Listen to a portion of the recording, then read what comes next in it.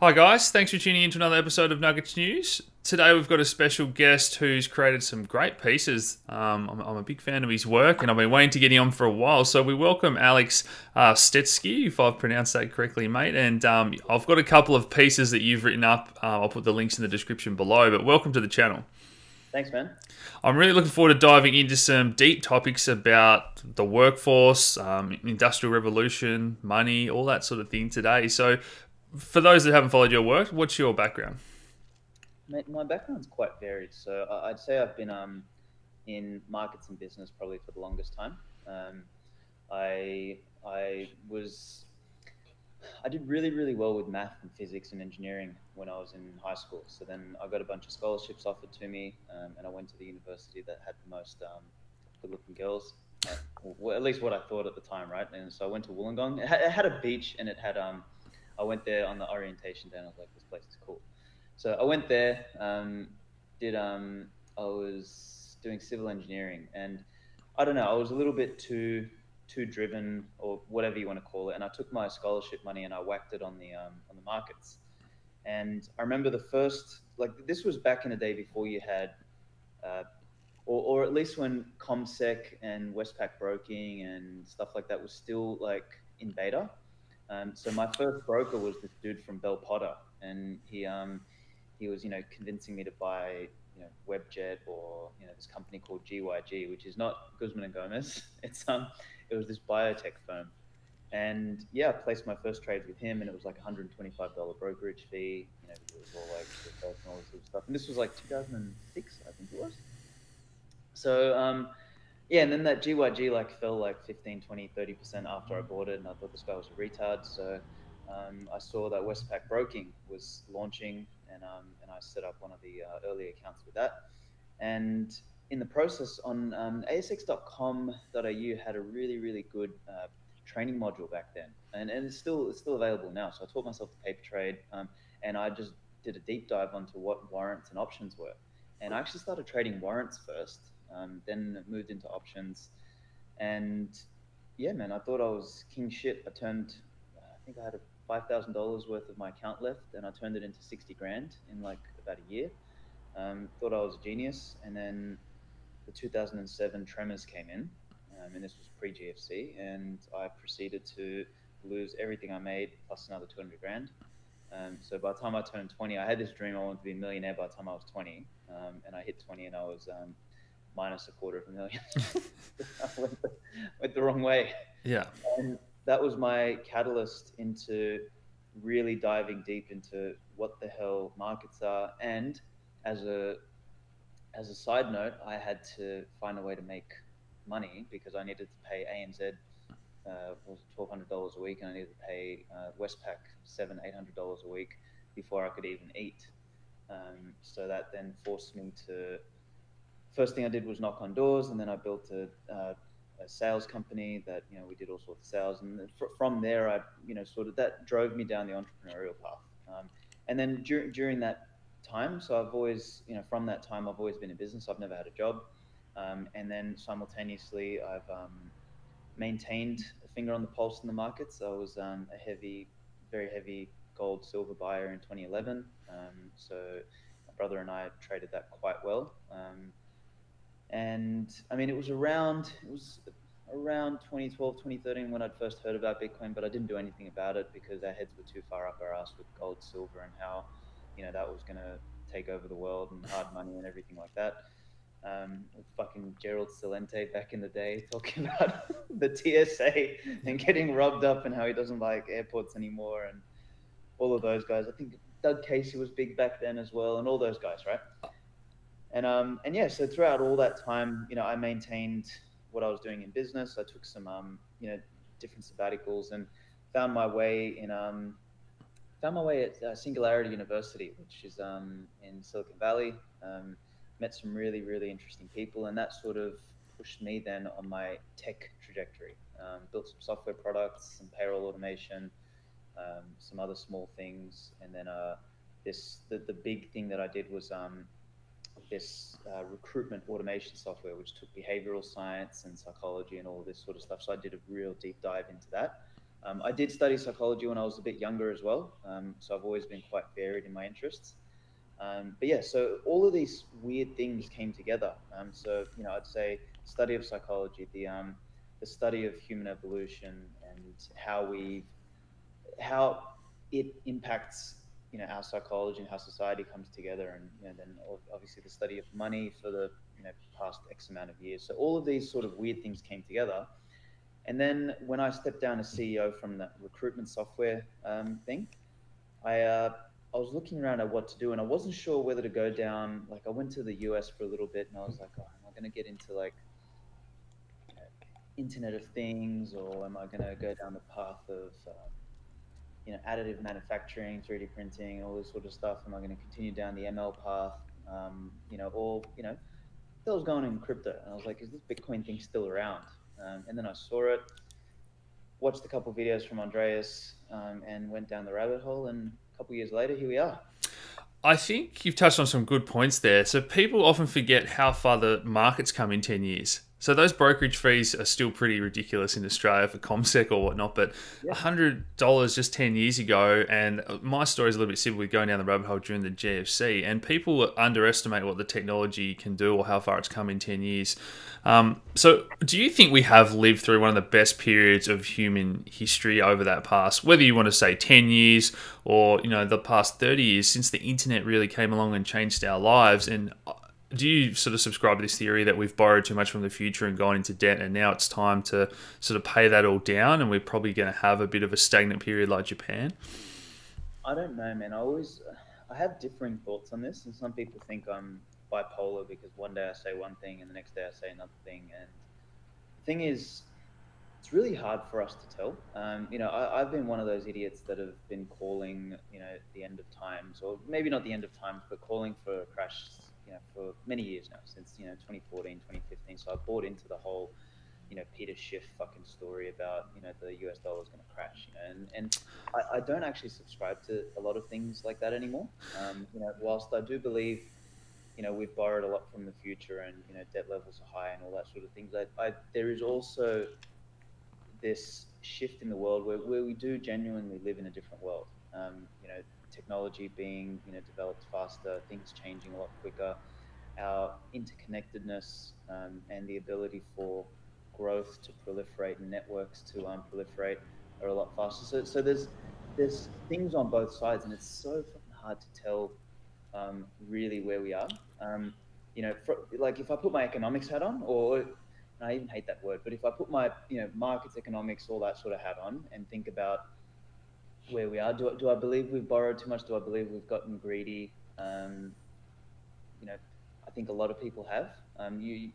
My article, which you read and I think noted, was about a couple months back, which was the 50 signs of blind excess. That was me just going on a rant saying, man, the fucking world's gone mad.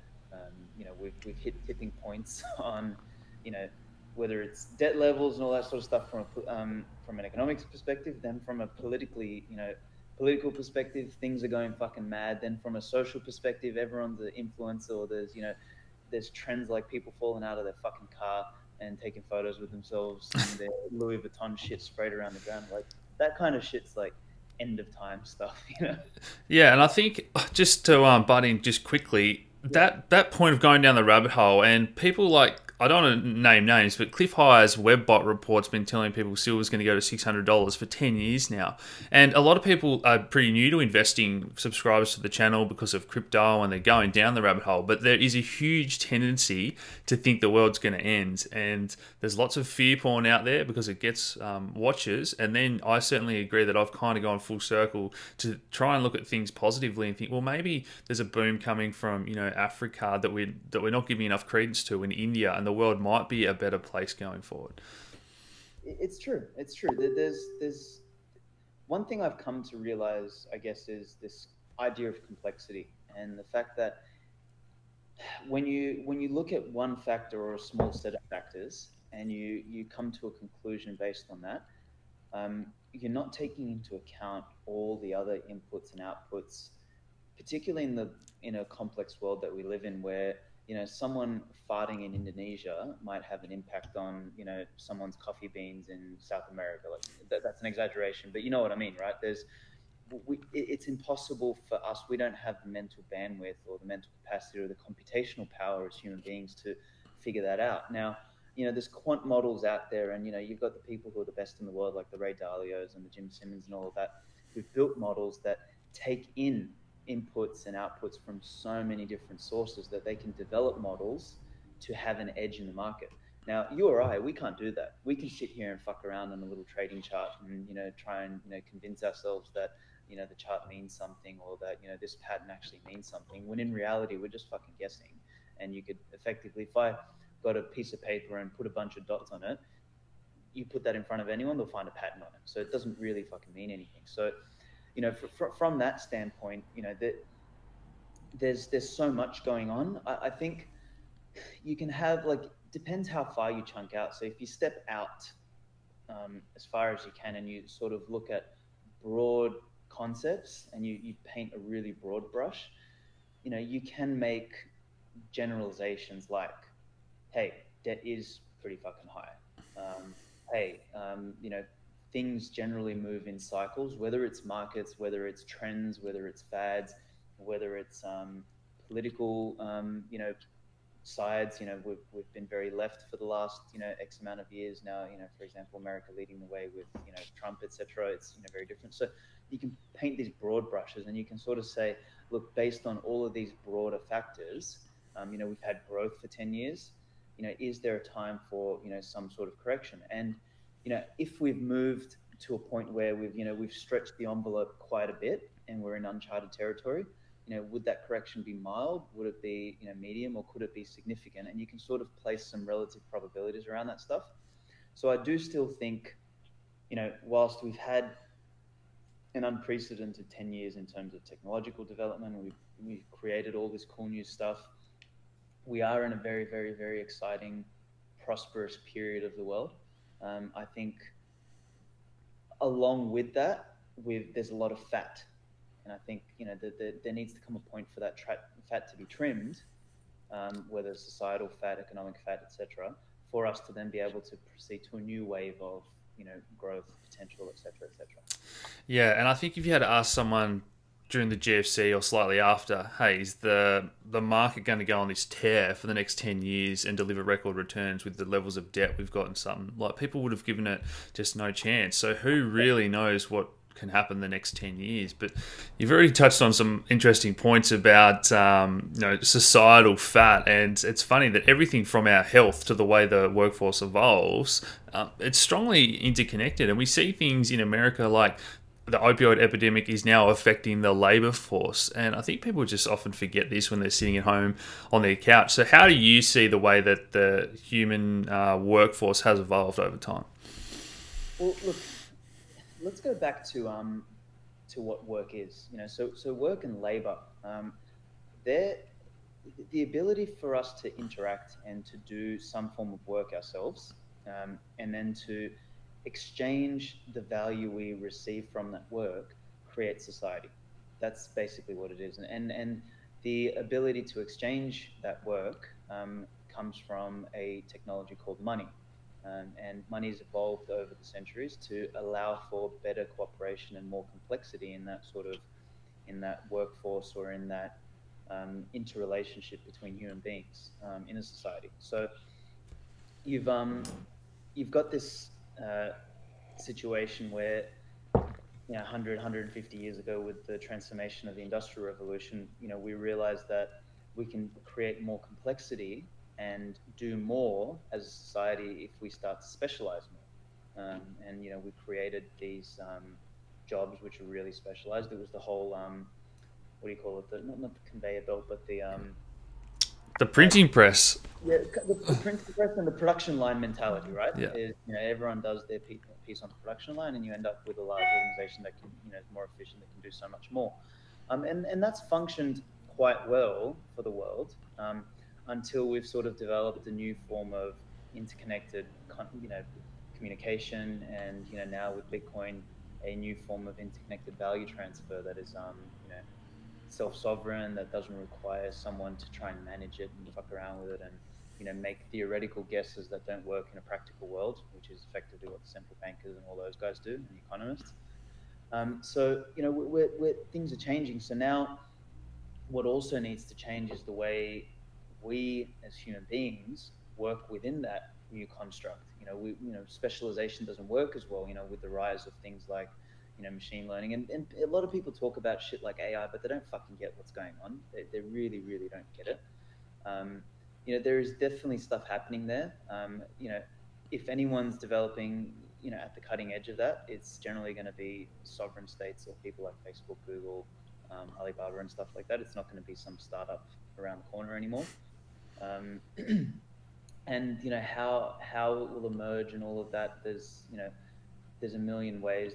If anyone wants to go down the rabbit hole on that one, I suggest a book by Nick Bostrom called Superintelligence, where he really takes a deep dive into it. But one of the big points, there's a book by Robert Ford called and this guy's an ex-Silicon Valley entrepreneur, exited and all this sort of stuff, and he wrote a book called Rise of the Machines, and it's got a scary, ominous name, but his whole book talks about how throughout the centuries there's always been these Luddites who they obviously came up with the whole period when we started to automate cotton manufacture and things like that, and they bashed all the cotton machines and automation, saying that the robots and the machines are going to take all of our work, and that hasn't yet happened, but he really pulls out some strong points that for the first time in history, the things that human beings are more capable of are also starting to be encroached upon, by machines or by computers or by ML and all of that sort of stuff. So that's going to change what the fuck we need to do. So we need to start,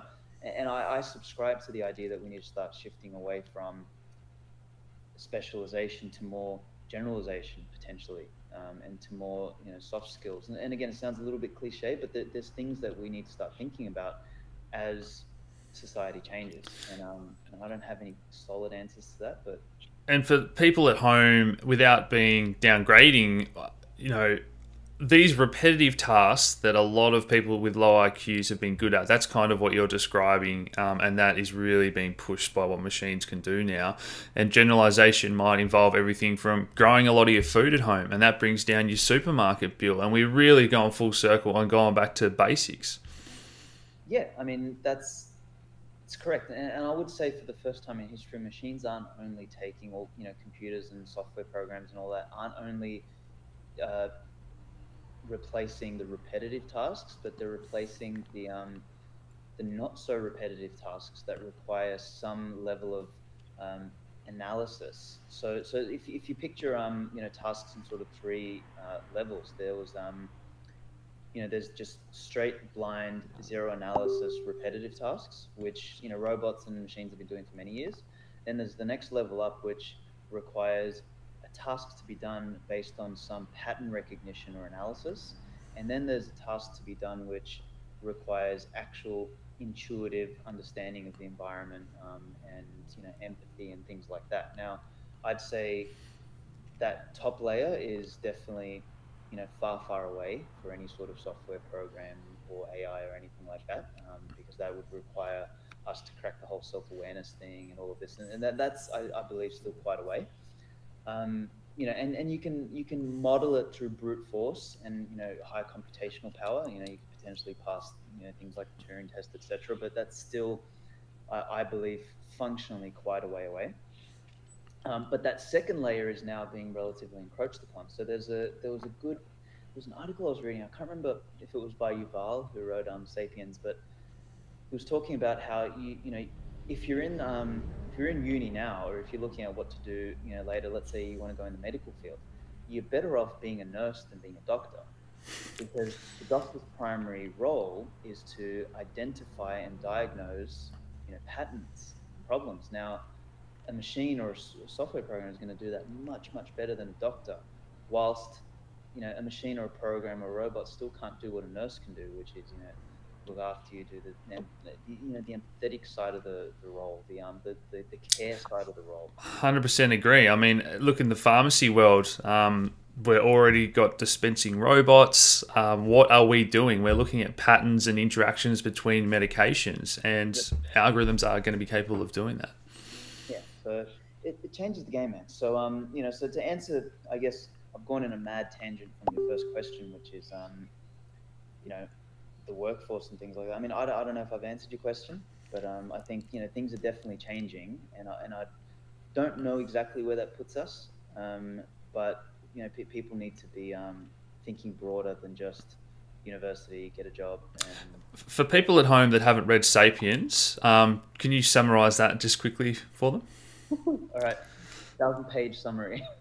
Um, I would say *Sapiens* is the story of he starts off with the Big Bang, and then how the what we understand of how the universe evolved, how the solar system evolved, how the planet evolved, how life sort of formed on the planet, and then how we evolved from life from a broader species called humans, which was a subset of the great apes, and how humans sort of formed around about 1.5 million, 2 million years ago, from what we understand, and then one of the genus of those humans became Homo sapiens, which was about 150,000 years ago. And it then talks really the bulk of the story then is moving forward from 150,000 years ago, how for the first 50, 60, 70,000 years, we were basically an insignificant ape in the middle of the food chain somewhere. We really didn't do anything. And then from about 70,000 years onwards, everything changed. And we went from being somewhere in the middle, or bottom half of the food chain, to the top of the food chain. And he goes on to talk about the reason that happened was because primarily we could communicate on abstract ideas, or we could communicate on imaginary ideas. And what that allowed us to do was cooperate in large groups that were flexible. So I'll dive into that little distinction a little bit there, because it's really important to understand. Is animals, or any species throughout the entire animal kingdom in the world, they can either cooperate in groups that are really flexible, which is you might talk about wolves, or apes, or lions, or anything like that. They have a pack, right? It's really small. Now, every single member in that group knows each other. They trust each other. There's a level of biological trust. Now, you then have also the other side of the spectrum, which is bees and ants, and large groups and hordes, which they operate in a way that is large, but definitely not flexible. You don't see the ants fucking hanging around in a pack saying we're going to overthrow the queen, or we're going to do whatever the fuck we're going to do, right? They don't think like that. So they operate within their biological uh, frameworks, or their constructs, or their limits, basically. Now, what human beings were able to do, we were able to transcend the flexibility versus size conundrum by being able to trust each other off the back of these abstract concepts. And some of these concepts include, uh, shit like, I don't know, gods, kings, religion, countries, my tribe, family. And one of the most important constructs that survived the test of time, I'd say probably money is first and family is second. Some people might be pissed off at me for saying that, but it is the truth, because what money represented was an ability for people who didn't know each other, or Homo sapiens who didn't know each other, to be able to cooperate in some way, shape, or form by exchanging labor, or exchanging effort, or exchanging a promise. Like, if we really look at money, give me 1 second. I'm just going to shut this blind because I'm going blind. You're right. You're right. Yeah, I do want to unpack that a little bit more. The what is money, and then tie that into everything we've spoken about today, leading us to universal basic income. Okay. Well, oh, Jesus, now I'm going to be even darker. No, that's fine, mate. That's fine. All right. So yeah. So like, if we look at this very fundamental, idea of what the hell is money, is there's another book that people should potentially look at. It's really, really dry. It's really long. It's really boring. It's by a guy called David Graeber. It's called Debt: The First 5,000 Years. And but in that book, he dispels this notion that money started off as barter, which in really, really small communities it did. But you get this combinatorial problem, which is, as soon as you've got, let's say, you want apples and I want a shoe. But if you don't have a shoe and I don't have a fucking apple, we can't trade. So we need to go find a third person who might want, the sunflower that I have, and he might have a shoe and he might also have an apple. Now, you start to realize how complex this becomes when you put a fourth person in, a fifth person in, and you start to get this, what Seyfedin calls in his book, the coincidence of wants, which becomes really hard for barter. So we need to find something that we can trade that's a little bit more abstract to act as that the unit of trade or the unit of account. Now, before we had the unit to trade with, we actually had a ledger. We had a list of promises. We said, all right, Alex did this for me, Bob did that, Sean did this, Mary did that, blah, blah, blah. And we've listed those promises on a ledger. And it's really interesting that we've come now full circle, 10, 15, 20, 50,000 years later from when these first original ledgers came out to having a form of money, which is a distributed ledger on Bitcoin, which is what's that ledger made up of? It's made up of UTXOs, inputs and outputs, right? Which is a set of promises. It's a set of, ledgered transactions. So, money started off that way and it's come back to that. And throughout in the intermediate sort of period, we have found objects, we've found tools, we found things that we can use to help us better represent that ledger, so we don't have to carry a fucking ledger around with us everywhere to say, oh, look, I've actually got this much because Bob, Mary, and blah, blah, blah did this. So it's really interesting how society's evolved and become more complex with, more sophisticated forms of money. And, I'm going to go on a few tangents here and hopefully touch on a bunch of points, but, a lot of us in the crypto space, we bag fiat out. We bag out, what the central banks and all that sort of stuff have done. But, when you think about it, they've introduced, without that level of complexity that they introduced into money, we wouldn't have the computers and the laptops and the shit we have today. So there was a real, whilst it was, the problem is not that they created, fiat money, or that they created digital money, or that they created cash. Or they created more abstract forms of money. That wasn't the problem. The problem was that they've done it in a way that is, relatively fragile, because they've created systems, constructs, and, theoretical frameworks that dictate, the supply and the measurement and the interaction of that money that are quite fragile or not thought through, or that only work in theoretical situations, not in practice. And they've forgotten some, fundamental principles about hardness and about stock to flow ratios and all that sort of stuff, which I won't get into here. But it's, money has formed the basis for basically everything that we have. And, there's a lot of people going out, bagging out capitalism, bagging out money, saying it's the root of all evil and all of that sort of stuff, which is such a load of shit. They don't understand that nothing would fucking function. And even if we got rid of money tomorrow, by necessity, you, I, and everyone in the community would find a form of money to be able to trade with, so that we can fucking work together and cooperate. Because I guarantee you, the coincidence of wants isn't going to happen. It's not going to facilitate, our interaction. So, so that brings me forward to, your question about, UBI. I'm on the fence about this idea. I don't know if, a basic income is the best solution, for the world we're moving into. I don't know whether, we should be giving a basic amount of money to people, or we should be giving a basic amount of, necessities taken care of. Food stamps, yeah.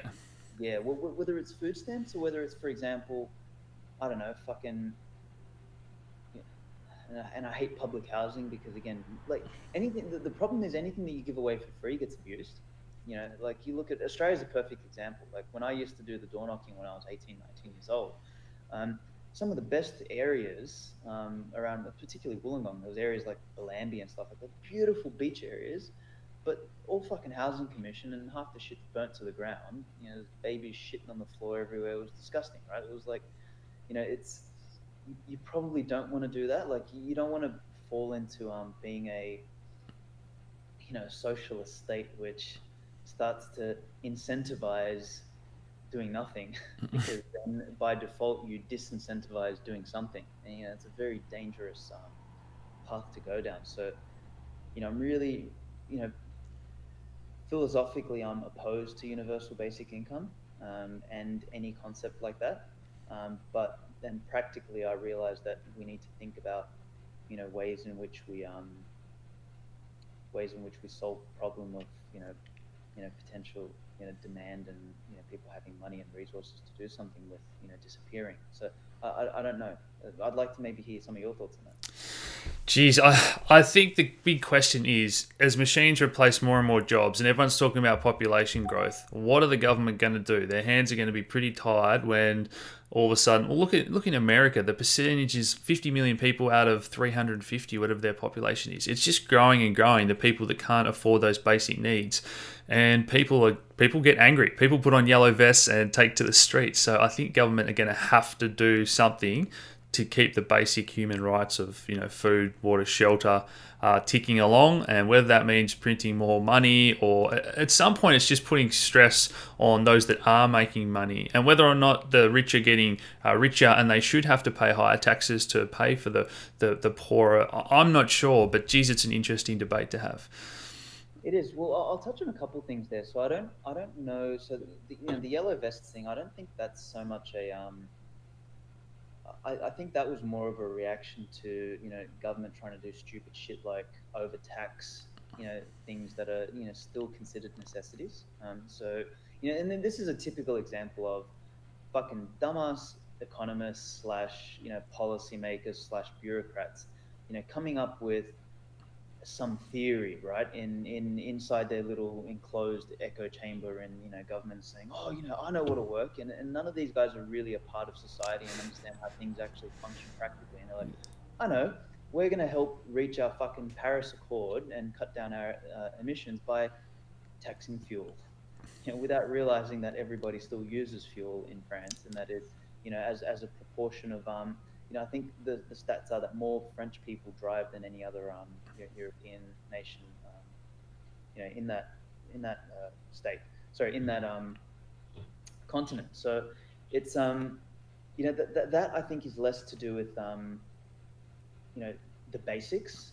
I think that's more to do with stupid bureaucrats creating regulations that have no fucking place in society. I would also say, there was the first point you mentioned about, Yeah, I think I was sort of getting more at the fact that people feel they have a voice these days. It's very easy to get on the internet and Facebook. Well, they're starting to censor it. Maybe that's going to get hard. But people feel that they can be heard if there's enough of them and they're not happy. And maybe that's where it's heading, yeah. Possibly. I'd also, though, contrary to a lot of what those people want to do, is being heard is one thing, but then shutting the fuck up and doing something is another. So in one way you can sit there and say, oh, well, the government should give me this, this, this, and this, or on the other hand, you can go and grow a brain, learn something, add some value to society, and guess what? You'll get paid for it. So there's definitely two lines of thinking there, and I definitely I sit in the camp of get off your ass and do something and stop asking for a handout. Now, there might be people out there who, for example, let's say you're 60 years old and you've developed a skill which is now replaced. There might be scope there for you to have an argument to say, look, I've added my value to society over the last 60 years, and maybe I should be helped out a little bit now. Maybe through subsidized housing, maybe through something. Now, someone like that has a very different persona, because guess what? They've worked for 60 years. They're not going to trash their own house. They're not going to burn all their money on fucking alcohol, cigarettes, and porn. So, there's a space for them. But to tell me that we need to give a universal basic income to people anywhere between the age of 16 to 35 or 40 is fucking ludicrous, because they're the people who are at working age, who can add value to society, who can grow a brain. We now have all the resources, the same resources and platforms that we have to complain are also the same resources and platforms we have to learn something, figure out how to add some value to society. So I have very, very little patience for people who spend their time trying to complain and troll on shit that they can actually do something about.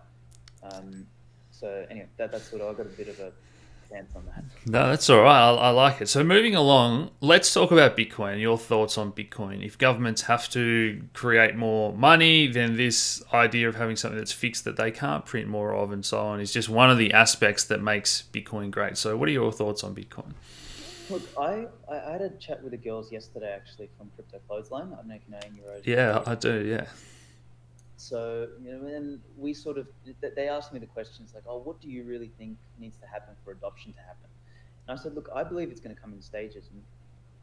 And, in the near term, I think, we're still too early for governments, sovereigns, and large corporates to actually hold Bitcoin as an asset class yet.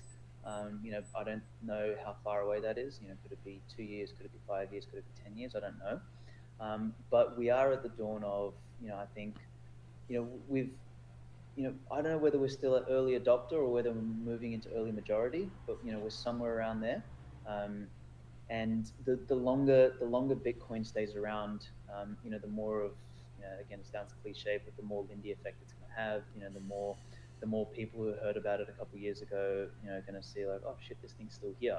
Oh, it's still, got these same, rules. Maybe I should hold some. And the more that's going to happen, it's actually why, the primary reason why I built Amber is, I'm building that for the early majority. Is that I want my mission is for everybody to have exposure to Bitcoin, and I make a really strong delineation between Bitcoin and everything else. I actually don't believe Bitcoin is a cryptocurrency. I actually believe Bitcoin is a monetary phenomenon in and of itself. Bitcoin is Bitcoin. Everything else is everything else. And over time, I've become, and again, Vitalik, termed, the whole idea of maximalism. I whether I like that term or not, whatever, people know what it means. I've been viewed much more of, as a maximalist over time, and I've become more of that as I've delved into it more because, money is this thing that converges to unity in a jurisdiction. Meaning, for example, inside the US, you can't have 12 US dollars because it's not functional. Money is most functional and most useful when there is one form of it that people collectively agree on. And if we're talking about money on the internet, and we assume the internet is this, vast single jurisdiction, it should, logically converge to one. Now, along the way, doesn't mean that there's not going to be a bunch of different attempts, but money being a something that benefits from time, whereas technology doesn't benefit from time. I think Bitcoin has a real significant advantage. And another distinction I gave to the girls yesterday was, again, I don't view Bitcoin as a technological phenomenon as much as I view it as a monetary phenomenon. And I think they're two very different things because technology and technological phenomena have a very different trajectory, move fast, break things. They operate on a very different set of predicates, whereas money operates on a completely non-intuitive set of predicates because it's something that only changes every couple hundred years.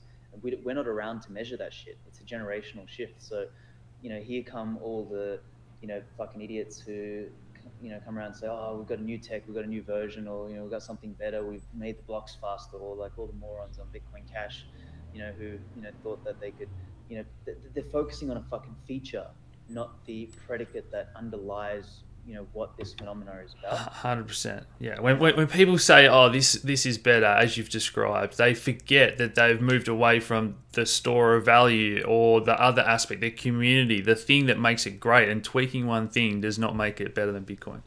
They completely miss it. So coming full circle then to your question about, the sovereigns and what they're going to do, and the governments, and whether there's going to come a time that they'll hold some.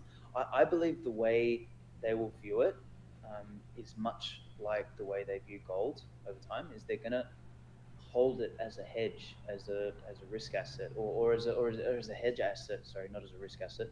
Probably a risk asset initially, but as a hedge asset longer term, to diversify their holdings. And when that starts to happen, man, that's going to raise the credibility or the bar for Bitcoin and the way general people view it. It's going to be much the same way as, banks 20 years ago.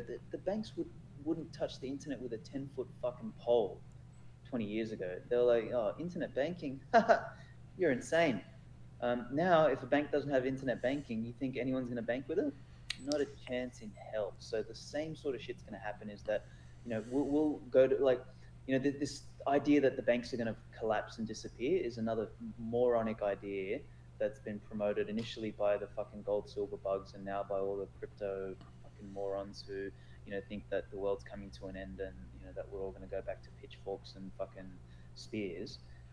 Banks aren't going anywhere. The banks are just going to evolve, change, and adapt. And the banks that are smarter and better are going to have more robust, reserves. And guess what? The banks that more people are going to trust are the ones that hold some level of Bitcoin, or allow for you to have greater choice in the way your wealth is stored, and what options you have for transaction, both domestic and international. And banks, there's, although there might be some element of conspiracy and ulterior motive, at the end of the day, they're commercial animals, and they want to make money, and they will end up doing what makes sense, in a way that makes sense. And I believe that they're going to drive the biggest wave of adoption in crypto, but not for the next 5-10 years at least. But there will come a time. So Interesting. Does Ripple stand a chance then if you're bullish on crypto being adopted by the banks? Well, again, I'm not bullish on crypto being adopted by the banks. I'm bullish on more Bitcoin being adopted by the banks. I think a lot of what we see in the crypto world today is going to probably fluff around for the next few years, whilst people who don't get it come in. You're always going to have Speculation. You're always going to have speculation. You're always going to have fresh meat, right? People who first come in, they see Bitcoin, they're like, oh, this shit's $20,000 a unit. They're going to have unit bias. They're going to have every wrong, false assumption that they're going to come in with.